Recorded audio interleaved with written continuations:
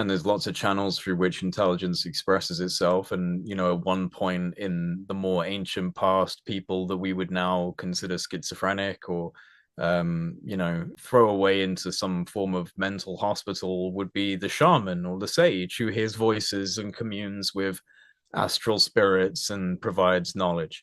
And so, it speaks to the society that we live in, that we dismiss things like that because we're very separatist and reductionist and materialist, and that's going to change just because of the natural progression of where science is going. So you are going to see that shift into like quantum biology and quantum theory becoming more predominant.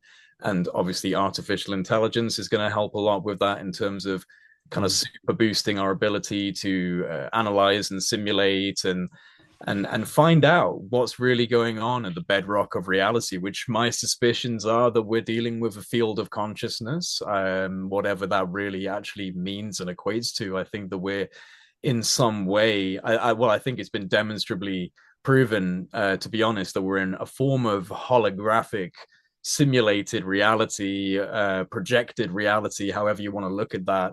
I Yeah. tend to use the kind of metaphor of a bike wheel. If you could imagine a bike wheel with the spokes of the wheel, and you can put your hand, through these spokes quite easily when the wheel isn't moving. But if you spin the wheel really fast, obviously it becomes, impossible to put your hand through. It becomes an impenetrable barrier, but it's not solid. It's the illusion of solidity. There are still gaps in that wheel, but you have no Hmm. longer been given permission to pass through. It is vibrating and spinning far too quickly. And that's the same thing that I think is happening when it comes down to the electron fields that create the atoms, that create all of this. It's all oscillating and spinning and vibrating, just like Nikola Tesla said, frequency and vibration are the key to understanding this. So it's all just doing that so quickly that it feels solid, right? That's what reality is, as solid as it can be, and it is what it is. You are here, so there's no this isn't me going, it's a simulation, just forget it. Like, you are here and you got to deal with life, but on a fundamental level.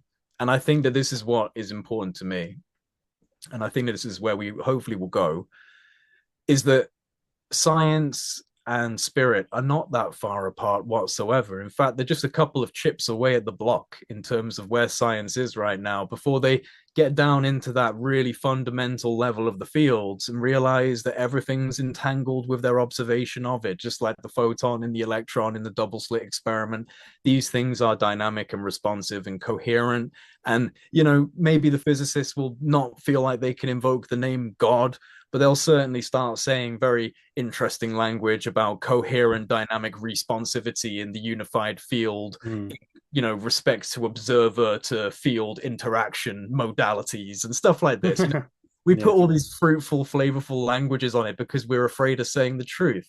And it's a truth that's been echoed throughout all of time, that we are one, the universe is mind, the all is every, whatever you want to look at it as. And I think that we might get closer to empirically proving that scientifically. And that's what's needed in our society, because that's the model we operate on. We don't operate on Sufi mysticism, we operate on empirical scientific proof. And if we can actually prove the infinite and prove the divine and prove the unified field of consciousness, that could change a lot.